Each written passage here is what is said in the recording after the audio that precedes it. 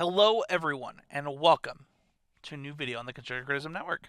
I am Spencer, host of Constructive Criticism. You're on YouTube or on our website. I'm really excited to talk to you today. So this is my third time recording this video because there were tons of audio issues with my other mic, so I brought out the trusty, really expensive, great mic. Seems like it's working. So, for those who don't know, I am going to Grand Prix Detroit with Michael Hinderrocker and Matt Kling, Bronze Pro and Silver Pro respectively, both about to be silver. Matt Kling's definitely going to lock it up, and I'm really excited. I get to play with two of my best friends, and I'm kind of excited with the task they've set me with, and that's to play Infect. Infect's really, really good against other combo decks, and I personally have not played this deck in probably since a little bit after Become Immense came out.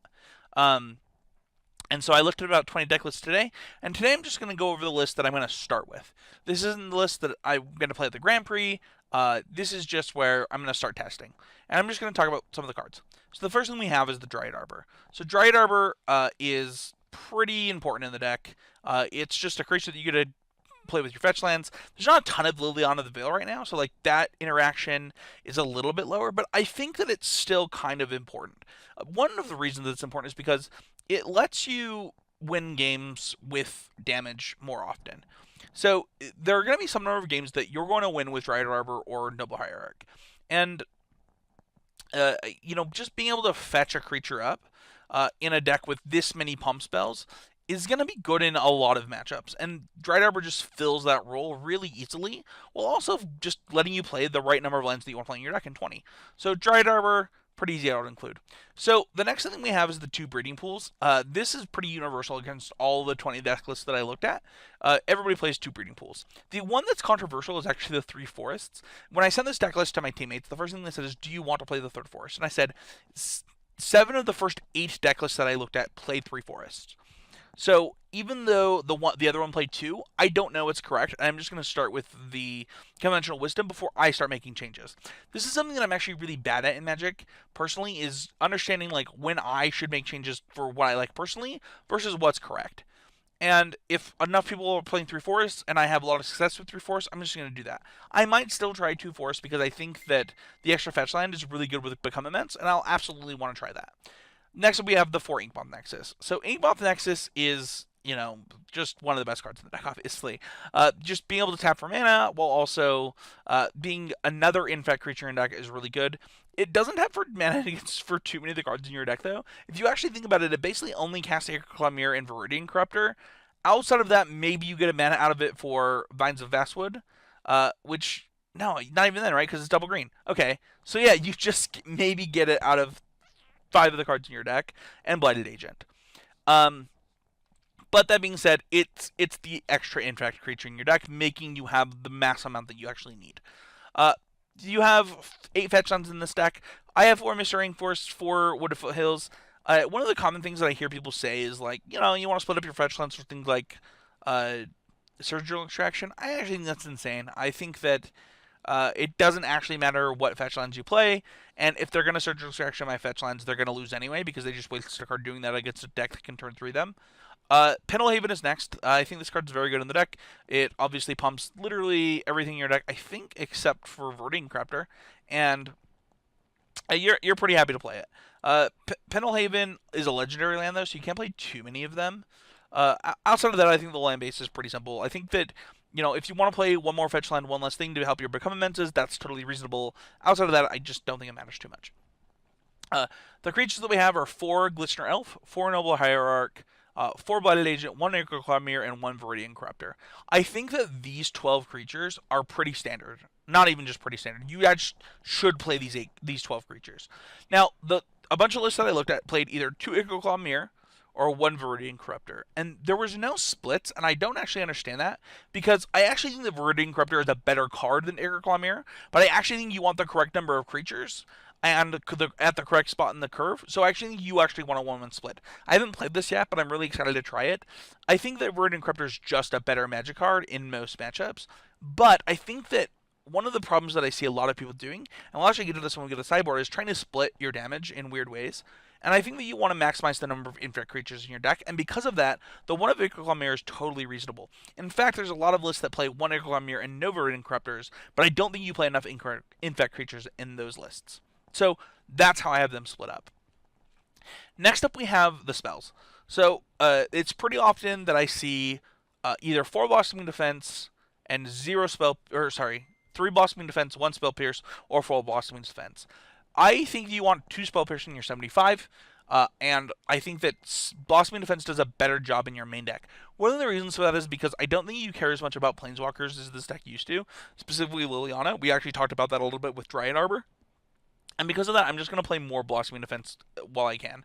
I think that if you look at my pump spells, and we'll just start with this side of the deck, rather than looking at like Distortion Strike and Rancor, I have 4 Blossoming Defense, 4 Mutagenic Growth, 4 Vines of Vastwood, 4 Might of Old Krosa, 3 Groundswell, and 3 Become Immense. So obviously Become Immense is insane, but you actually can't play 4 of them.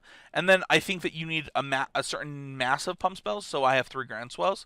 But outside of that, I'm just playing them in order of importance to try this out. I think that you want 4 of all the other ones, and then I think that if you look, I have 2 Distortion Strike, 1 Rancor. So one of the things that I think Rancor does in the deck is it makes Blighted Agent better. But I think it's actually kind of bad on your other creatures, and I would rather have Distortion Strike. If you look at like the number of Infect creatures you're playing, right? You don't want to put Rancor on an Inkmoth Nexus. You don't want to put, it's not that good on a Glistener Elf. Because of that, let's be clear. It is good on a Glistener Elf because it means you can get through trample damage, but I don't think it's enough. I think that the number of games you're going to just win because you have an unlocked creature to become immense or your other pump spells is going to be higher than the number of games you're going to win with Rancor. Like I said, I haven't played this deck in 2 years. I could be completely wrong. I'm just going off of my gut here. And I think that the Distortion Strike, what it actually does is the same thing as Rancor on those turns. Where I can be like, okay, I'm going to Distortion Strike this guy and then kill you because you've tapped out. Which I think is better than Rancor in most situations and gives you the maximum number of turns that you can kill your opponent. We have 1 Dismember in the main. Obviously, a lot of lists would have played no Dismembers, and they played 1 less Blossoming Defense, and then they just played 2 Spell Pierce there. And that opens up sideboard slots. But the problem is I actually think I have too many sideboard slots to begin with. So this is Dismember gets things out of your way, just like Distortion Strike does, but it also just kills problematic creatures so that you don't lose them in the back half.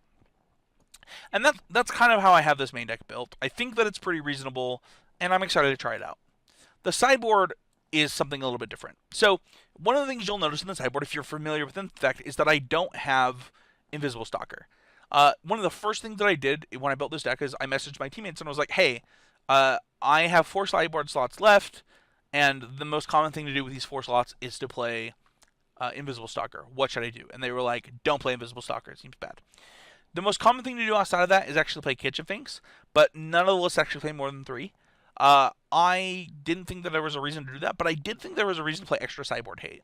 And I do want to try out Ravenous Trap because I think that because if it's a team event, somebody else might want Grafdigger's Cage, and I want to make sure I understand what Ravenous Trap does at this team unified event. So I have the Ravenous Trap, I have the 3 Kitchen Finks. And one of the things that I have a problem with Invisible Stalker is I actually think the deck is kind of bad at splitting its damage, especially when you think about the fact that I'm only playing the 1. Hey, Roddy, I'm back. Sorry, there were some technical difficulties. I'm trying to fix this by using a different microphone.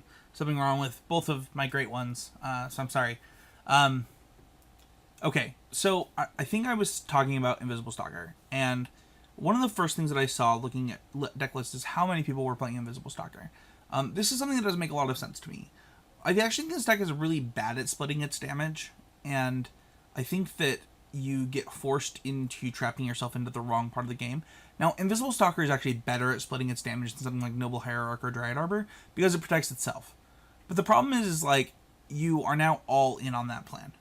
And when you draw any other card in your deck but pump spells, it's actually bad for you. Whereas, if I draw a Dryad Arbor or a Noble Hierarch late in the game, Dryad Arbor taps for mana, Noble Hierarch pumps my other guys. That's actually really helpful. This is something that I think that my teammates share with me and something that we're planning on not doing at this Grand Prix. So I have Kitchen Finks in that slot. I also have a Ravenous Trap in that slot because when I built the sideboard, it was like, I have 4 extra slots. All of the lists, not all of them, but most of the lists actually play Invisible Stalker in the slot. And I want to try out Ravenous Trap because it's something that I like from some of their deck lists. One of the reasons for that is it's a team Grand Prix. I might not actually be able to play Grafdigger's Cage, and I think that Ravenous Trap is really good with something like Become Immense, so I want to try it out. Other than that, I think that the sideboard for this deck is actually super linear and something that I'm really happy to just try out and play. I'm excited to do it. We'll see how it goes, and yeah, I think that most of the cards in the sideboard make a lot of sense. You want Spell Pierce against Planeswalkers and different effects where you expect tons and tons of removal. You want Dismember for things that maybe get in your way, or to slow your opponents down, things like that. You want Nature's Claim for what things you want Nature's Claim for, where their life total doesn't matter, and you just get to interrupt them. Spellskite's really interesting. I don't think Spellskite's actually very good in Modern right now, but it's probably really good in this deck. I think the extra Viridian Corrupter makes a lot of sense, and I think Wild Defiance is one that I'm really excited to try. I know that people were playing it in the main deck for a little while, this deck, and I'm really excited to see if it's still really good. So, other than that, that's the sideboard. Sorry for, the weird interruption where, I'm kind of disgruntled. We will fix technical difficulties in the future so they don't happen. I'm not sure there's, something wrong with my USB ports. This is what you get when you don't use a Mac, but thanks everybody for watching. Don't forget to check out our sponsor at Inked Gaming. You can use the code CCMTG10 at checkout. And we'll see you guys all next week with another deck tech. I'll probably do another deck tech on this deck specifically before the Grand Prix, talk about where I'm at and give updates. But I'm excited to master Infect as much as I can before the Grand Prix. And please leave a comment. Let me know what you think, what you would sideboard, how you would build this deck. I'm just trying to learn and improve, and I'm happy to take any feedback that's constructive. So thanks everybody for watching. We'll see you guys all next week.